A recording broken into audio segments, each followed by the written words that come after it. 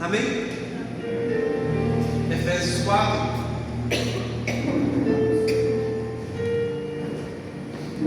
Peço aos irmãos que tenham muita paciência comigo hoje, que estou saindo aí de uma influenza, tal de influenza, a cidade ficou lá mais uma época, com a mesma gripe. Eu fui para a UPA quinta, a cidade foi ontem, levei ela ontem, e hoje pela manhã levei ela. Misericórdia, fala assim, misericórdia. Meus irmãos, quando você vê que o negócio está feio, quando a segurança já começa a te conhecer da UPA. Bateu o olho em mim assim e falou: você esteve aqui hoje, essa semana? Eu falei assim: infelizmente, essa é a terceira vez. Mas enfim, faz parte, né? Daqui a pouco nós vamos também orar por eles, por todos aqueles que estão passando por um momento difícil, né? Mas vamos para a palavra de Deus, Efésios capítulo 4, versículo 1. Quem achou, diga amém. Efésios 4, versículo 1. Rogo-vos, pois, eu, preso do Senhor, que andei como é digno da vocação com que fosse chamados, com toda a humildade, mansidão, com longanimidade, suportando uns aos outros em amor, procurando guardar a unidade do Espírito pelo vínculo da paz. Amém? Somente esses três, porque nós vamos fazer a leitura de todo o capítulo. Somente para a gente orar. Feche os seus olhos. Se você puder colocar sua mão em direção ao seu coração, Pai, essa é a tua palavra. Fale conosco nessa noite de uma forma especial e poderosa. A nossa expectativa, meu Pai, não está na terra, a nossa expectativa não está no homem, a nossa expectativa não está num lugar geográfico, a nossa expectativa está no céu, a nossa expectativa está no Senhor, a nossa expectativa está no Deus poderoso, a nossa expectativa está no Deus que fala, a nossa expectativa está no Deus que promete, a nossa expectativa está no Deus que faz, a nossa expectativa está no Deus que não foi criado, mas criou, a nossa expectativa está no Deus que não se prende ao tempo, mas está na eternidade. A nossa expectativa está em Ti, Jesus. Nessa noite, fale conosco de uma forma especial, de uma forma poderosa, em nome de Jesus. Vamos se sentar, irmãos, mais uma vez. Olha só, nós estamos falando nesses últimos domingos sobre a carta de Paulo aos Efésios. E hoje é o quinto dia consecutivo que nós estamos pregando sobre Efésios. Pelas minhas contas, nós ainda teremos mais 2 domingos. Vai dar exatamente um domingo antes da nossa conferência Fascinados por Cristo, no dia 22 de agosto. Mas, dando continuidade aqui, essa carta que o apóstolo Paulo escreveu, quando ele estava obviamente preso em Roma, ela faz parte de aquelas cartas que são chamadas cartas da prisão, juntamente com Colossenses, Filipenses e Filemão.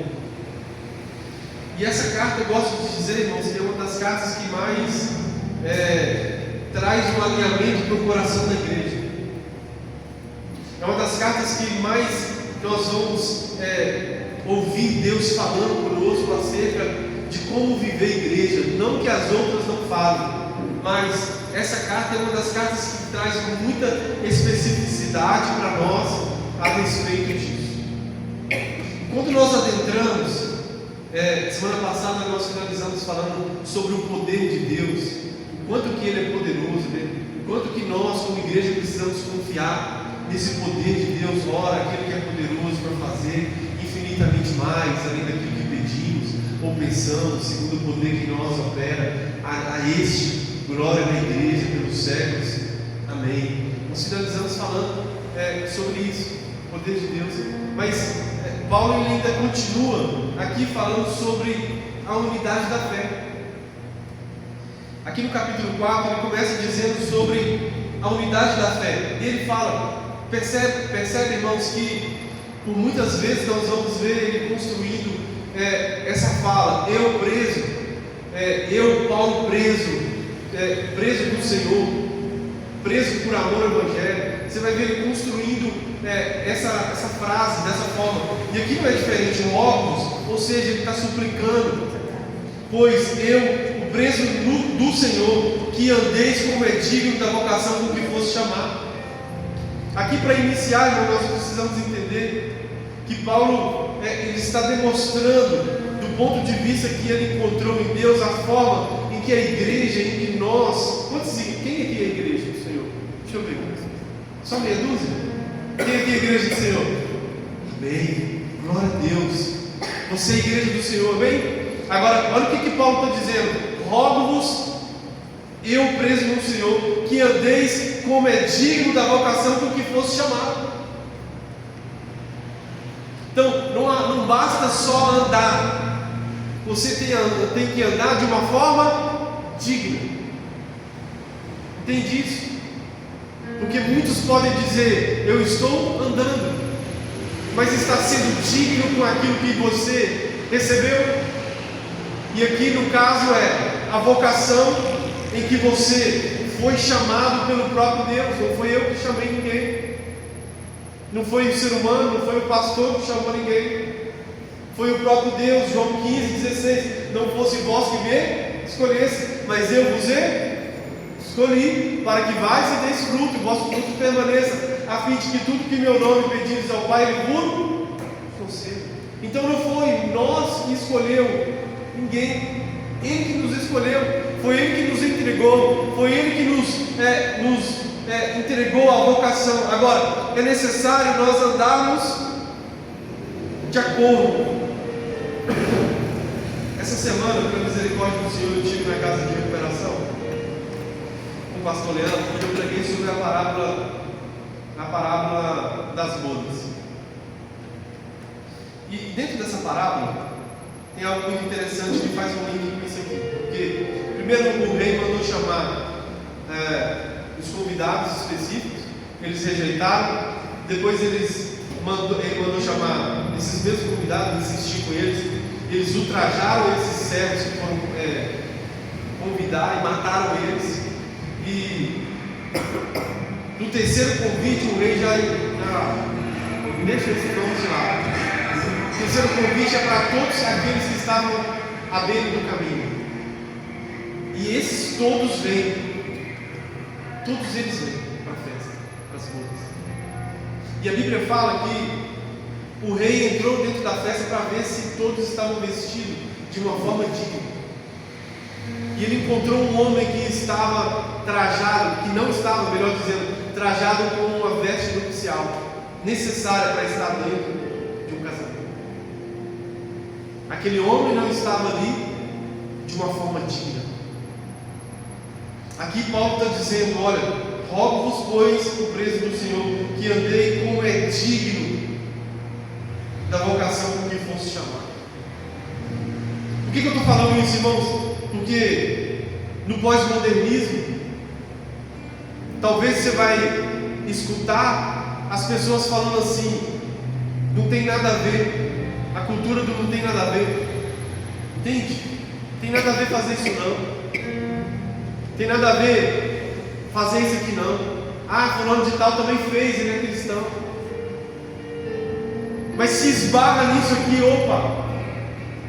se esbarra nesse versículo aqui, se em algum momento está perdendo a dignidade de carregar aquilo que você foi chamado para carregar, então eu não vou aceitar. Então eu não quero mais para a minha vida. Por quê? Porque, queridos, nós precisamos viver de uma forma digna, com a vocação em que nós somos chamados. Olha o que ele está dizendo. Olha a forma digna. Ele compara, aliás, ele coloca as qualidades de como viver essa forma digna. Versículo 2, acompanha comigo. Com toda uma pessoa que vive de uma forma digna é uma pessoa que tem humildade. Jesus Cristo falou assim: aprendei de mim que sou manso e humilde de coração. Qualquer pessoa que virasse para você, batesse no peito e falasse assim: eu sou humilde, na hora você ia falar assim: já perdeu a humildade. Sim ou não? Mas Jesus não. Todas as vezes que eu olho para esse texto, Jesus Cristo falando isso, eu percebo o quanto que isso é verdadeiro. Porque Cristo é a essência da humildade. Abrir mão, hein, João? Abrir mão do trono de glória. Abrir mão, irmãos. Apocalipse fala que as ruas são de ouro. Imagina o trono de Jesus. Abrir mão do trono de glória. Para quê, Sérgio? Para vir aqui e morrer por pessoas que, vamos ser sinceros, que o rejeitou, pessoas que não deram crédito para ele, pessoas que duvidaram inclusive do seu poder. Esse aí está fazendo isso por Deus. Esse aí é o filho de José, que é o carpinteiro. Deram crédito.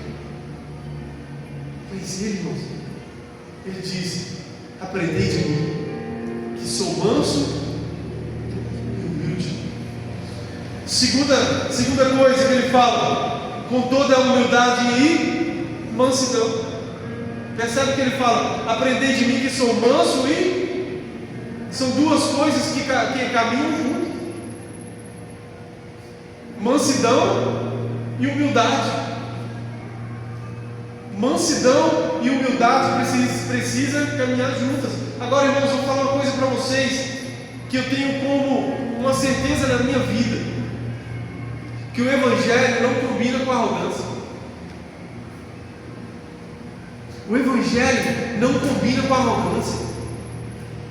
Se algum de nós ainda temos, nem que seja um pingo de arrogância no nosso coração, é hora de, nessa noite, você crucificar essa arrogância, porque o Evangelho do Senhor Jesus, Ele quer nos transformar em pessoas humildes e mansas.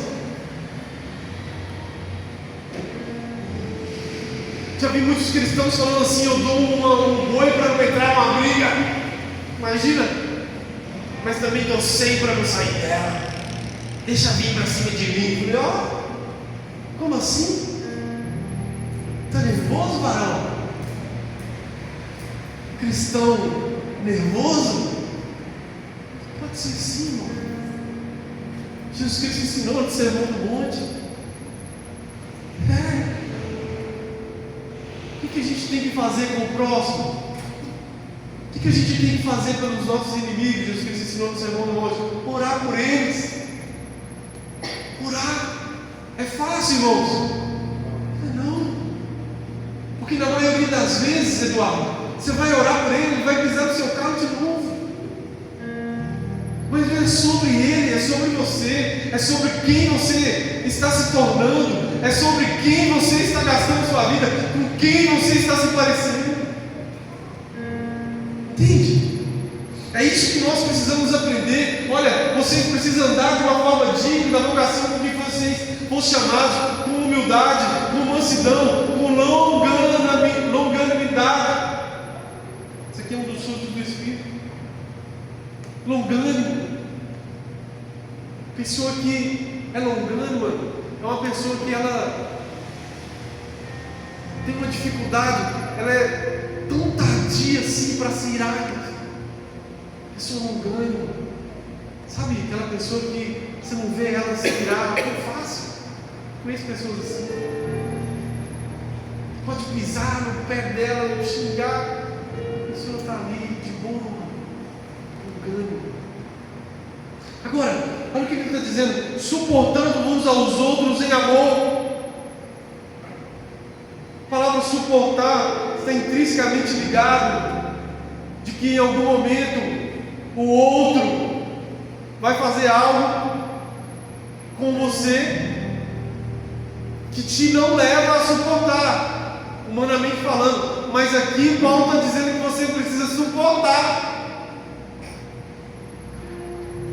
Aqui Paulo está dizendo: você precisa suportar, mas não é de qualquer forma. Ixi, estou suportando fulano de tal. Está por aqui, mas estou suportando. Olha isso. Aqui ele está falando: suportando uns aos outros em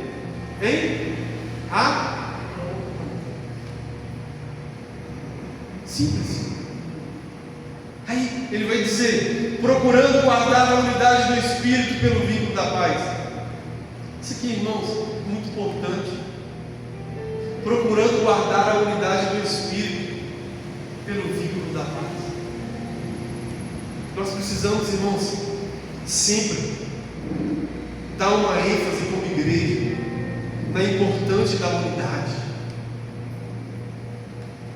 Um dia eu preguei aqui sobre a unidade, Santa Ceia da unidade. Quanto que isso que é importante do ponto de vista de Deus? Porque Jesus Cristo falou assim, Ele orou pelos discípulos e falou: Senhor, eu peço que eles sejam um assim como eu sou com o Senhor. Que eles sejam um como eu sou em Ti. Aqui, Paulo está dizendo, procurando guardar a unidade do Espírito pelo vínculo da paz. E quantos de nós, irmãos, que não guardamos essa unidade? Na primeira oportunidade que nós temos, pulamos fora. Quando somos confrontados, quando somos exortados, quando somos feridos, muitas das vezes não guardamos a unidade do Espírito pelo vínculo da paz. Ou seja, o que Deus Ele quer fazer na nossa vida é que nós venhamos viver um estado de paz permanente. E essa unidade precisa parar entre nós e em nós, para que nós possamos viver essa paz. Não é qualquer paz, é uma paz que excede todo conhecimento humano. Versículo 4, quem está entendendo? Quem está entendendo? Versículo 4 ele vai dizer assim, olha, aqui ele constrói sobre a importância dessa unidade. Porque ele vai dizer assim, olha, há um só corpo, um só Espírito, como também fomos chamados a uma só esperança da vossa vocação. Olha o que ele está dizendo: um só corpo, um só Espírito, como também fosse chamados em uma só esperança. Irmãos, eu não vou falar aqui do corpo por enquanto, daqui a pouco a gente vai falar mais, nem do Espírito, mas eu quero falar sobre essa uma única esperança. Quem deve ser a nossa única esperança? Jesus. Ele é a nossa única esperança. E sabe de uma coisa? Sabe quando falhamos? Quando nós colocamos a esperança no modelo político. Quando nós colocamos a nossa esperança no modelo econômico. Quando nós colocamos a esperança na nossa esposa, no nosso esposo, no nosso filho, na faculdade, no diploma. Sabe, queridos, quando nós colocamos a esperança em alguma coisa desse mundo, é nesse ponto que nós falhamos. Porque Paulo está dizendo aqui, olha só, porque vocês fossem chamados em uma só esperança da vossa vocação. Eu posso dizer, essa esperança tem um nome, é Jesus Cristo de Nazaré. E se você nessa noite colocar a sua esperança, eu quero te dizer, talvez você chegou aqui e tinha parado de colocar a sua esperança nele, porque você colocou no homem, o homem te frustrou. Eu quero te dizer, coloca a esperança em Jesus, jamais ele vai te frustrar.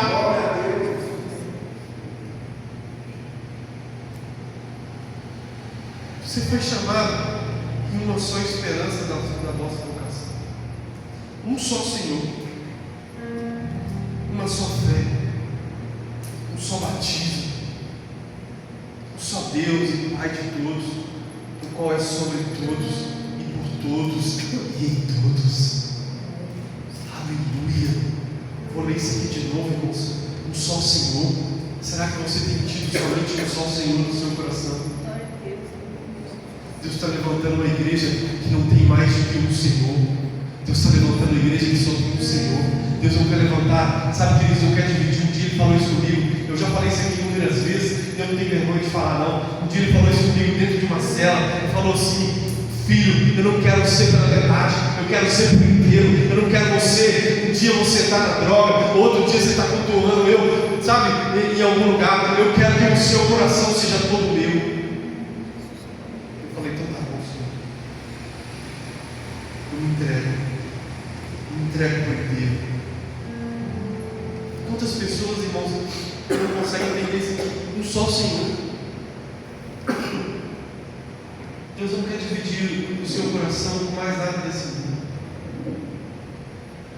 Deus não quer dividir o seu coração com o dinheiro, mamão. Deus não quer dividir o seu coração com o pecado. Deus não quer dividir o seu coração, sabe, queridos, com as coisas desse mundo, com tigrinho, com jogo, com promiscuidade. Deus não quer dividir o seu coração com nada. O Deus, Ele é o Senhor do seu coração, ou então Ele não é. Não existe meia boca, não existe meio coração. Um só Senhor, está aqui o texto. Uma só fé, um só batismo, um só Deus e Pai de todos, o qual é sobre todos e por todos e em todos. Mas a graça, olha o versículo 7, mas a graça foi dada a cada um de nós segundo a medida do dom de Cristo. A graça foi dada a cada um de nós segundo a medida do dom de Cristo. Ou seja, aquilo que foi derramado sobre nós foi o próprio Cristo que quis derramar. Pelo que diz: subindo ao alto, levou o cativo o cativeiro e deu dons aos homens. Ora, isso ele subiu, que é, senão que também antes tinha descido às partes mais baixas da terra. Aquele que desceu é também o mesmo que subiu acima de todos os céus para cumprir todas as coisas. Aqui, obviamente, eu preciso destacar que muitas pessoas acreditam em duas interpretações. Tem mais interpretações, mas eu quero citar duas. A primeira interpretação é que algumas pessoas, alguns teólogos afirmam que Cristo, esse texto fala que Ele desceu nas partes mais baixas da terra. E essa interpretação, sem mesmo ter um texto claro que afirma isso, muitos teólogos afirmam que Cristo, no momento que Ele entre morrer e ressuscitar no terceiro dia, Ele desceu do Sheol. E aí, às vezes, eles até utilizam 1 Pedro capítulo 3, mas a interpretação mais fidedigna que a gente pode compartilhar aqui hoje é que Ele desceu sim, desceu dos céus e veio aqui à terra. Amém? Ele veio aqui à terra e Ele desceu a lugares muito feios aqui na terra. Para quê? Para que se fazer como um pecador, como eu e como você, para que hoje nós pudéssemos ter vida. Por isso que Paulo está dizendo, aquele que subiu aos céus, primeiro ele desceu. Aquele que subiu, primeiro ele desceu. Olha o que ele está dizendo. Aquele que desceu é também o mesmo que subiu acima de todos os céus, para cumprir todas as coisas. E ele mesmo deu uns para apóstolos, outros para profetas, outros para evangelistas, outros para pastores e outros para doutores. Algumas traduções também. Quando você fala de apóstolos, você vai falar de pessoa que está ali para plantar a igreja. Só para elucidar um pouco sobre essa questão aqui do ministério da igreja. O apóstolo para plantar igrejas novas, para cuidar daquela base, daquela igreja. E o profeta é a boca de Deus na terra, aquele que transmite uma mensagem, transmite uma palavra, mas não é uma palavra da terra, é uma palavra que recebeu do céu. E o evangelista ele tem compromisso de empregar as boas novas e ganhar novos cristãos para o reino de Deus. E os pastores, aqueles que cuidam do rebanho do Senhor Jesus Cristo com muito amor. E os doutores ou mestres, aqueles que explicam e ensinam a palavra com clareza e profundidade. São 5 ministérios. E aqui o apóstolo Paulo, ele traz esses 5 ministérios aqui, e ele fala o porquê que Deus ele distribuiu esses ministérios na igreja. Ele fala, querendo o aperfeiçoamento dos santos. Querendo o aperfeiçoamento dos santos para a obra do ministério, para a edificação do corpo de Cristo. Esse versículo 2 ele usa aqui 2 palavras que eu gostaria muito de dar um destaque. Versículo 12. Ele fala, querendo o aperfeiçoamento. Essa palavra no grego ela quer dizer catartismos, que é a mesma palavra que o médico usava no grego quando ele ia colar um osso de um corpo,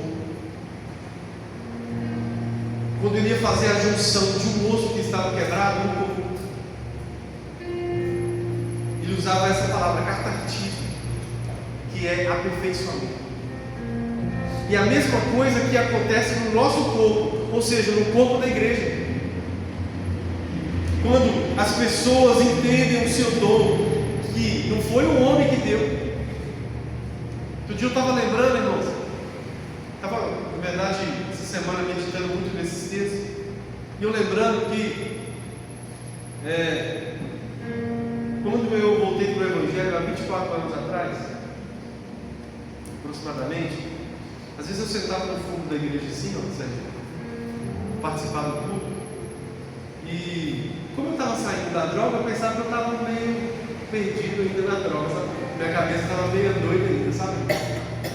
Eu pensei que era efeito da droga, porque eu sentava lá atrás do culto às vezes, muitas vezes, e eu me via pregando, e eu falava assim, gente, a cidade chegava no final do culto, a cidade falava assim, você entendeu a pregação?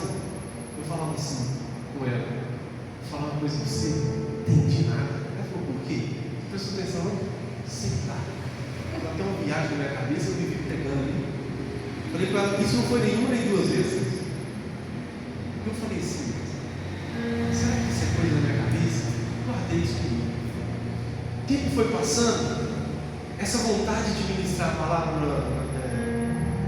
no Evangelho foi crescendo no meu coração. Comecei a ver pregações de deões da última hora, aquelas antigas, né? E comecei a gostar de ver boas pregações, até hoje, né? Mas lá na frente eu pude descobrir que Deus ele tinha esse ministério para mim, para pregar o Evangelho, ser pastor, entende? Tudo isso, obviamente, irmãos, pela misericórdia e pela graça do Senhor. Por quê? Porque eu por mim mesmo não conseguiria fazer nada, entende? Mas o próprio Deus que chama, Ele te mostra, Ele te chama e garante. Para quê? Para que o corpo de Cristo seja aperfeiçoado. E da mesma forma acontece com aqueles que receberam outros dons dentro do corpo de Cristo, para que o corpo seja aperfeiçoado. A outra palavra é edificação do corpo. O corpo vai ser aperfeiçoado e edificado. Quando ele fala que o corpo está sendo edificado, ou seja, quando a Bíblia fala que nós estamos sendo edificados, está dizendo também que nós estamos crescendo. A edificação ela acontece no contexto de crescimento. Estamos sendo edificados em quê? Em Cristo Jesus. E nós não podemos deixar de lado, irmãos, aquilo que Deus nos entregou. Quero te dizer isso nessa noite e te encorajar. Não deixe de lado o dom que Deus te entregou. Não deixe de lado aquilo que Ele entregou na sua vida para aperfeiçoar o corpo. E você faz parte do corpo. Se Deus te chamou para pregar, prega. Se Deus te chamou para evangelizar, evangeliza. Se Deus te chamou para louvar, louva. Se Deus te chamou, irmão, para falar do amor dEle, fale. Mas não deixe de lado aquilo que Deus confiou a você.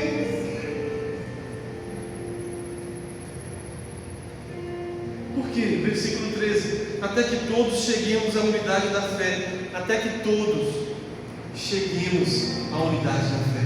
Não é alguns, até que todos. E ao conhecimento do Filho de Deus, a varão perfeito, à medida da estatura completa de Cristo. Precisamos, irmãos, correr muito, mas muito, muito, Precisamos, irmãos, nos dedicar muito, mas muito mesmo, para podermos chegar um dia e dizer: eu cheguei, sabe, ao pleno conhecimento do Filho de Deus.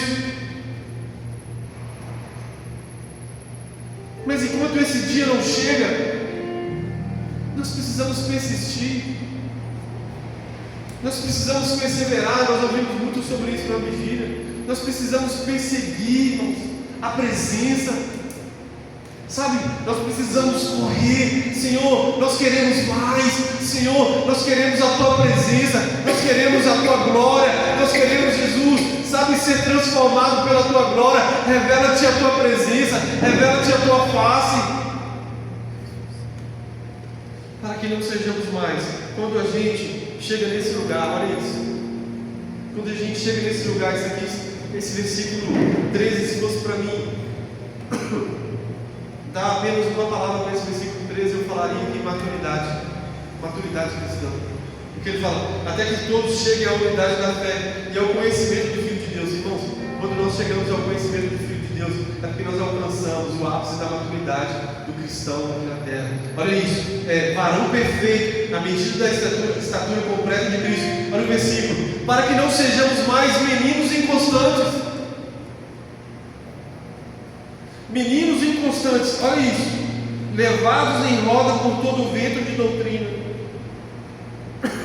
pelo engano de homens que com astúcia enganam fraudulosamente. Se você está firmado na rocha, quem está firmado na rocha aqui? Deixa eu ver. Você não vai ser enganado. Se os seus olhos estiverem em Cristo, pode ser a pessoa mais importante que você confiar aqui na terra. Se falar alguma coisa que não está na Bíblia, você vai lá. Não está na palavra. Eu não quero. Eu não vou ser como um menino inconstante, levado pelo vento. Ah, o Cristo está aqui, o Cristo está ali. Não vai.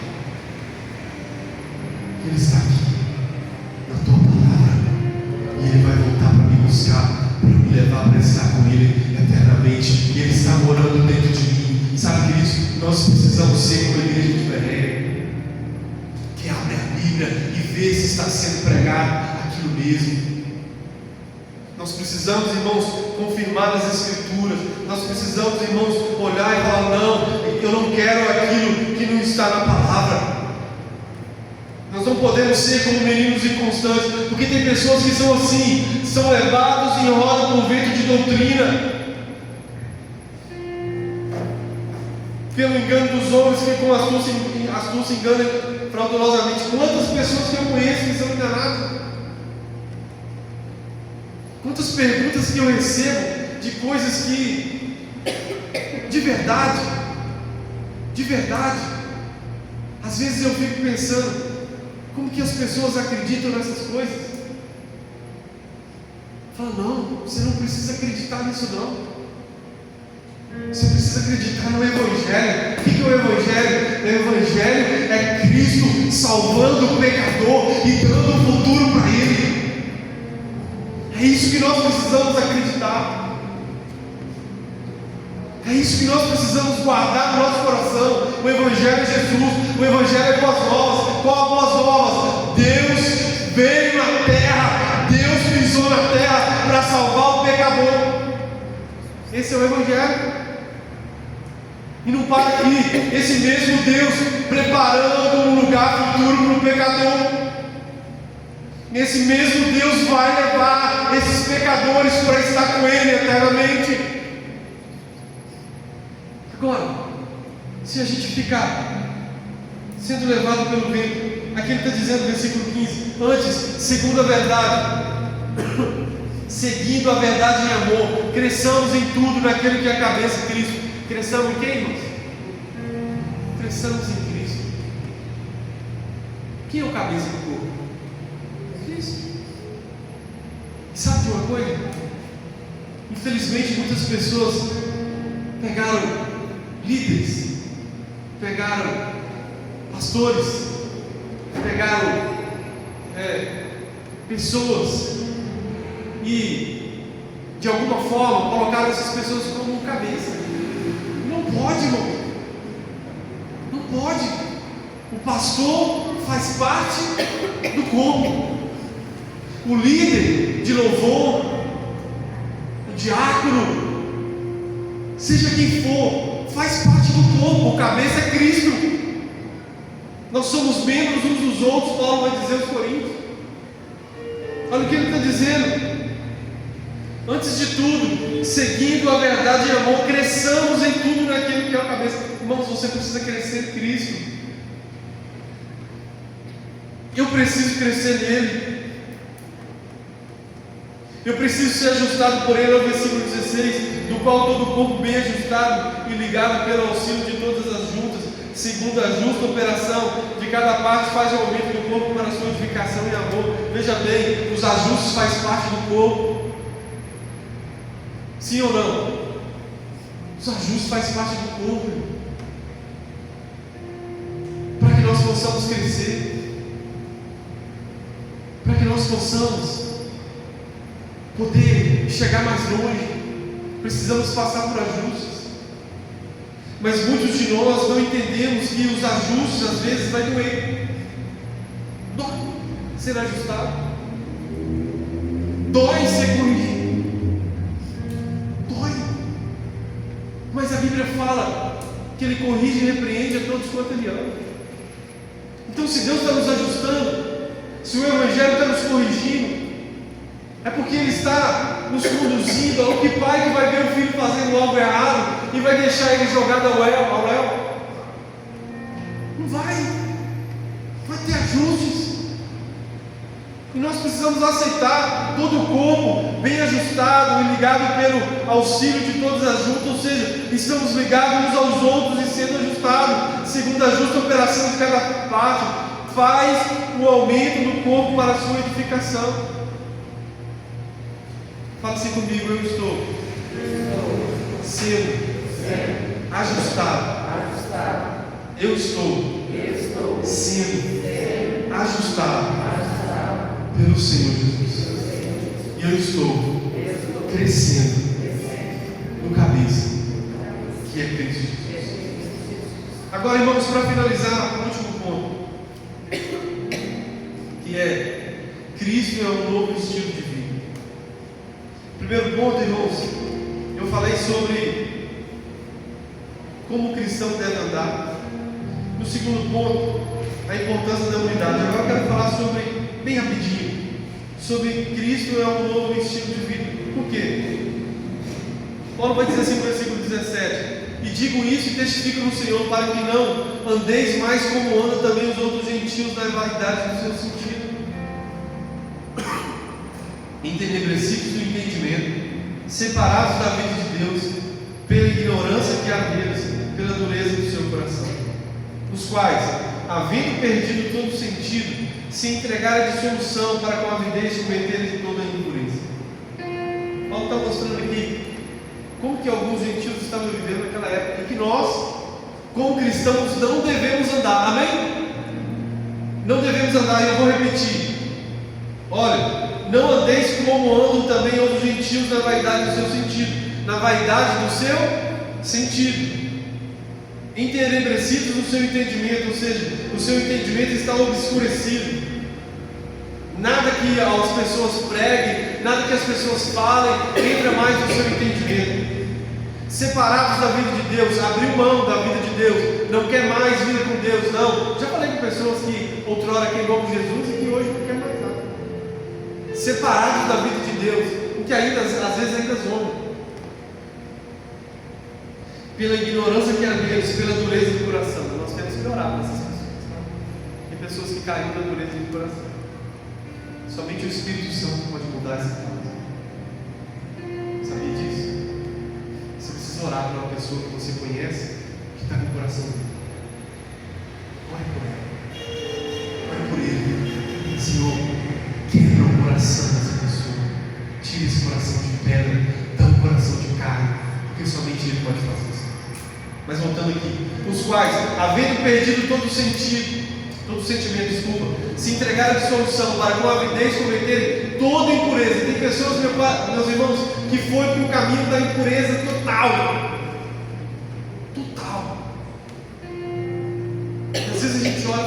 será que vai conseguir voltar? Mas Deus é misericordioso, né? Ele tem total poder.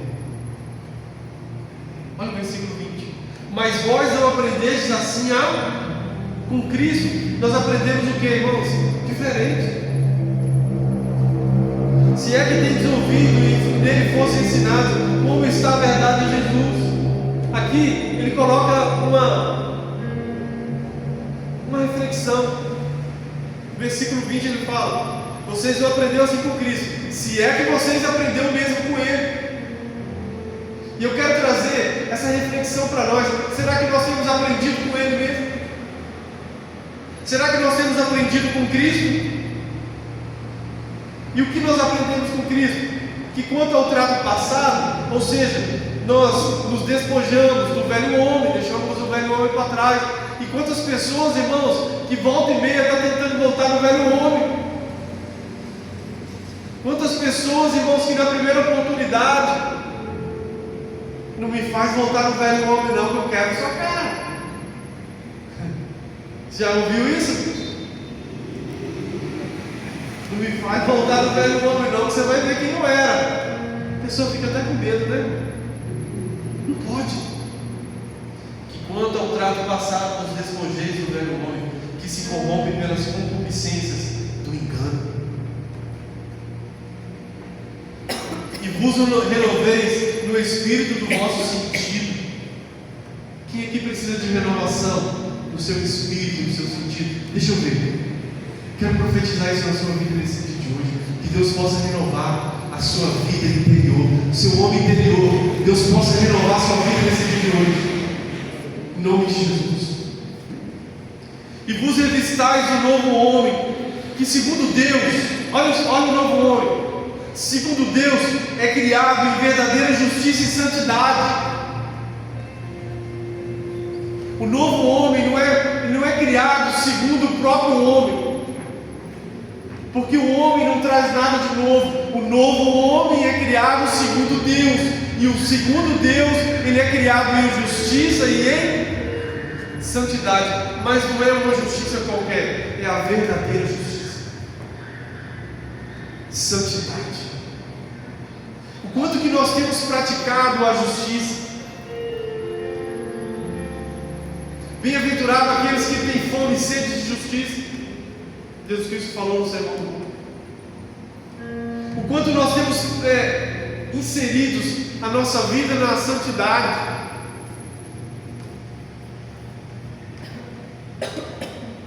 Eu até coloquei no meu status mais cedo. Charles Spurgeon falava que a santidade é a arquitetura do cristão. A santidade é a arquitetura do cristão. Se nós, irmãos, não estamos vivendo uma vida de santidade, nós precisamos recalcular a palavra. Se os seus olhos forem bons, todo o seu corpo vai ser bom. Mas se os seus olhos forem maus, todo o seu corpo será mau. Pelo que deixai a mentira, falar a verdade. Irmãos, deixa eu falar algo. João 8,44 fala que o pai da mentira é o diabo. E às vezes eu escuto algumas mentiras, pessoas contando mentiras, que eu falo para você, como cristão, você tem que pedir a Deus para santificar a sua boca. O que Isaías falou quando ele viu o trono de Deus? Ai de mim que sou perecer, que sou um homem de lábios impuros. Sim ou não? Isaías capítulo 6. A Bíblia fala que o anjo veio e meteu a tenaz quentona na boca dele. Toma aí, ó, seu lábio impuro. Não vai falar na mentira, ou não vai falar na besteira. Toma. É isso que nós precisamos, irmão. Não tem o que eu aprendi na minha caminhada? Vou falar aqui para vocês. Quando nós não temos o que falar, permanecemos em silêncio.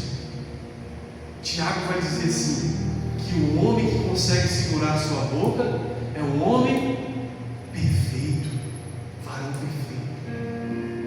Tem pessoas que não conseguem segurar a sua boca e saem propagando mentira. E depois não consegue voltar para corrigir a mentira.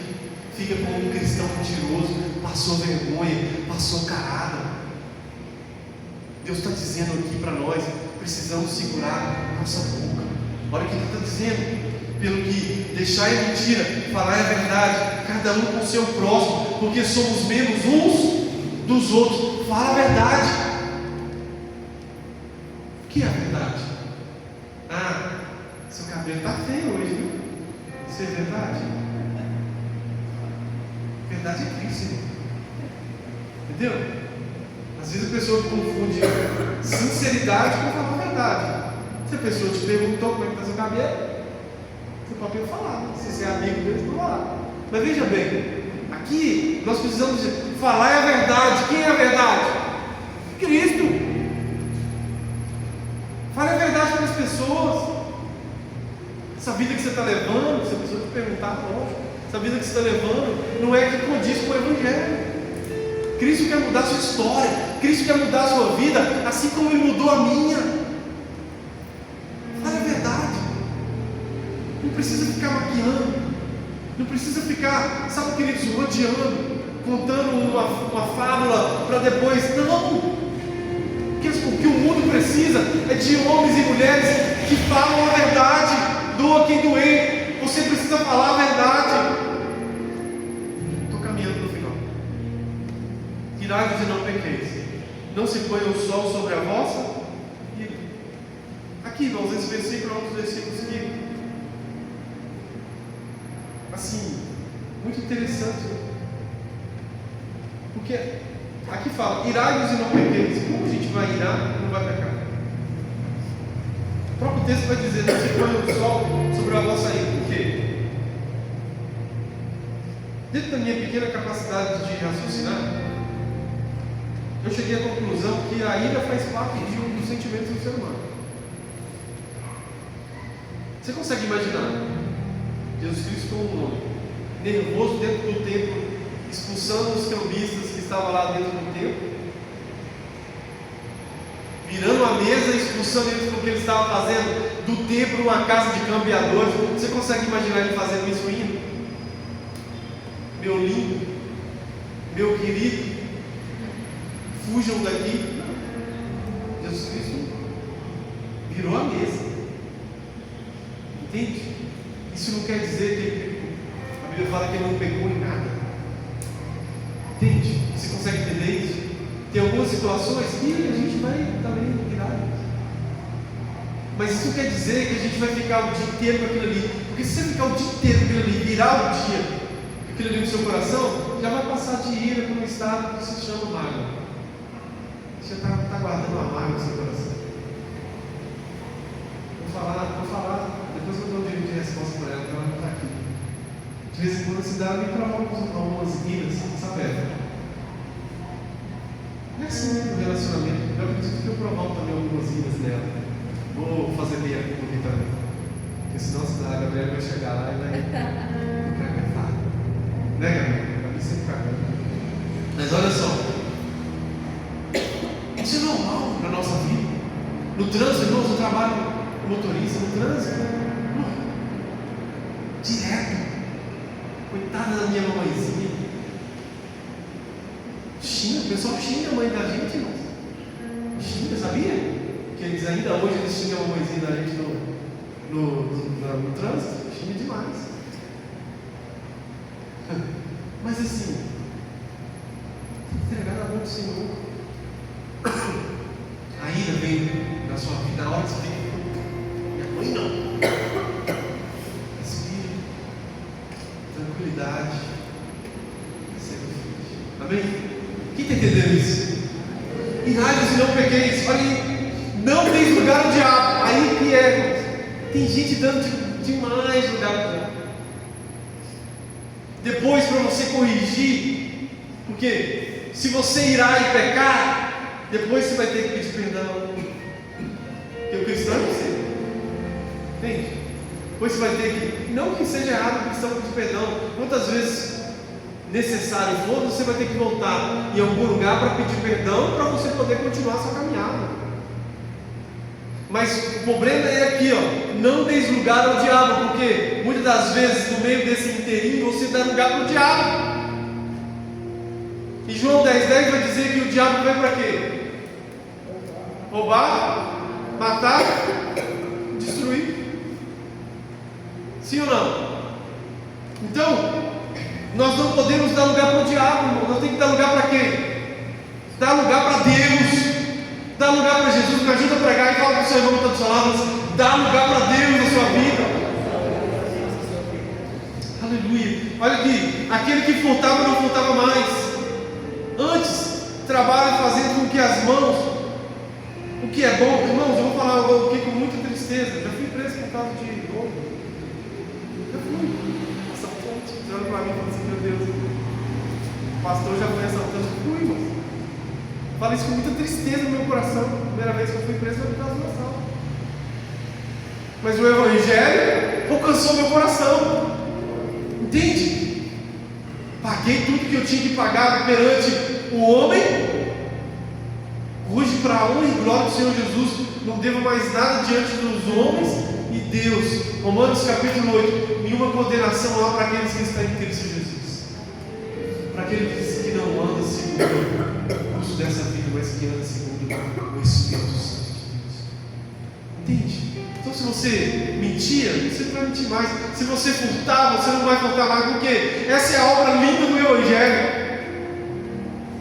Essa é a obra linda do Evangelho. Ele vai transformando pessoas, sabe, que o estilo de vida era uma podridão, estou falando que eu vivia, para pessoas que passam, segundo a misericórdia e a graça de Deus, a ser, ainda que seja para uma pequena quantidade de pessoas, referência em um lugar. Essa é a beleza do Evangelho. Ou você acha que Pedro, as pessoas gostavam de Pedro? Uma pessoa grossa, uma pessoa impulsiva. Mas o seu primeiro discurso, depois do Pentecostes, 3.000 almas acreditou na pregação do Evangelho e se converteu a Cristo. Ou você acha que o apóstolo Paulo, que outrora era chamado de Saulo de Tarso, ele era um cara bonzinho, matando cristãos e colocando dentro da prisão? Deus nunca só chamou, irmãos, mocinho, pessoas boas. A maioria das pessoas que Deus chamou foi pessoas que estavam à parte da sociedade. Sabe, queridos, pessoas que a sociedade olhava e falava assim: tem jeito, mas não. Eu era desse. Nem eu acreditava em mim. Nem eu acreditava que eu ia conseguir. Mas pela misericórdia do Senhor, Ele estendeu a mão para mim e eu segurei na mão dele. Eu quero te dizer isso nessa noite. Talvez até mesmo você parou de acreditar em você. Deixa eu te dizer, essa é a boa notícia do Evangelho. Jesus está aqui para segurar a sua mão e transformar a sua história.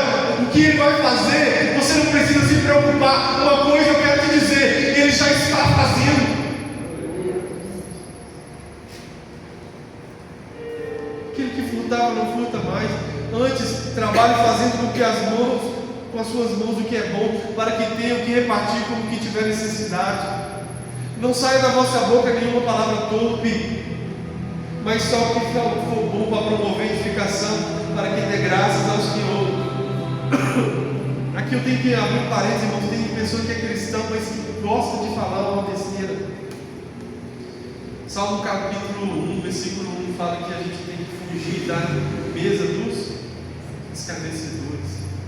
Tá bom? Santifica sua boca, tá? Não deixa que essas coisas atrapalhem você de receber tudo aquilo que Deus tem para a sua vida, não. Versículo 30: e não entristeçais o Espírito Santo de Deus, no qual estáis selados para o dia da redenção. Não entristeçais o Espírito Santo de Deus. Quantas pessoas que estão entristecendo o Espírito Santo nesses dias? Pessoas que foram cheias do Espírito Santo, que deixou de lado. Fico tão triste, irmãos, quando eu vejo, sabe? Pessoas pessoas que foi batizado pelo Espírito Santo, que andou com Jesus, que teve experiência, né, Eduardo? Mas que agora não está nem aí mais. Se está entristecendo ele, porque ele também tem sentimento. Se não está, entende?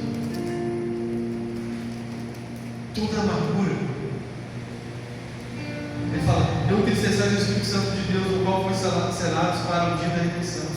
Então o Espírito Santo de Deus está sobre nós para que nós tenhamos um selo no dia em que Cristo voltará para nos buscar e nós estaremos lá, amém? Já estou finalizando. Toda amargura, toda ira, cólera, gritaria, blasfêmia, toda malícia seja tirada de nós. Não deixe com que a amargura, não deixe com que essa ira excessa, né, esse excesso de ira paire no seu coração, toda cólera, toda gritaria, blasfêmia, toda malícia, sabe, queridos? Não deixe com que isso fique no seu coração. Antes, sede uns para com os outros benignos, misericordiosos, perdoando uns aos outros, como também Deus nos perdoou em Cristo Jesus. Uma das coisas mais difíceis de se fazer é perdoar. Uma das coisas mais fáceis é ser perdoado. Todos nós queremos ser perdoados, sim ou não? Mas muitas das vezes nós temos dificuldade de perdoar. Jesus Cristo falou assim: olha, perdoai as vossas ofensas, assim como nós perdoamos, a oração, aqueles que nos têm ofendido. E se nós não estamos perdoando, como nós vamos pedir perdão? Então, queridos, eu finalizo aqui essa palavra dizendo isso. Que Deus ele possa nos ensinar cada dia a importância da unidade da fé. Que a cada dia ele possa nos mostrar a forma como ele quer que nós andemos. Não é de qualquer forma, não é de qualquer jeito. No início desse capítulo ele fala de uma forma digna.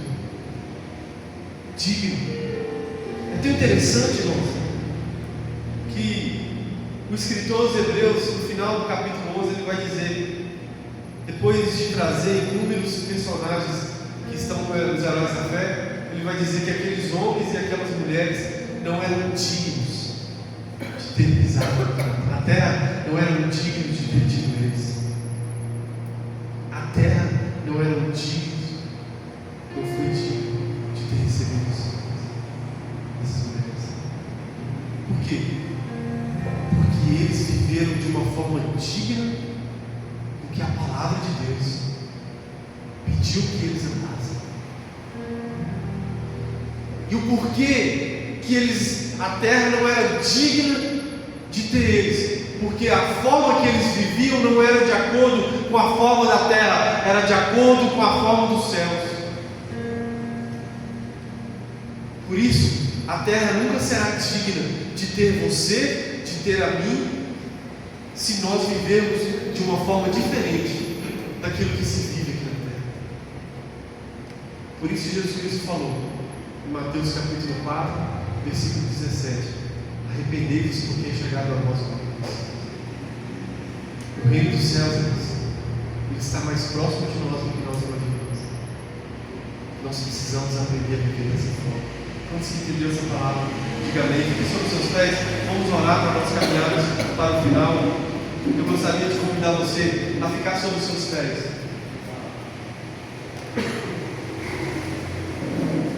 E a fechar os seus olhos. Feche os seus olhos.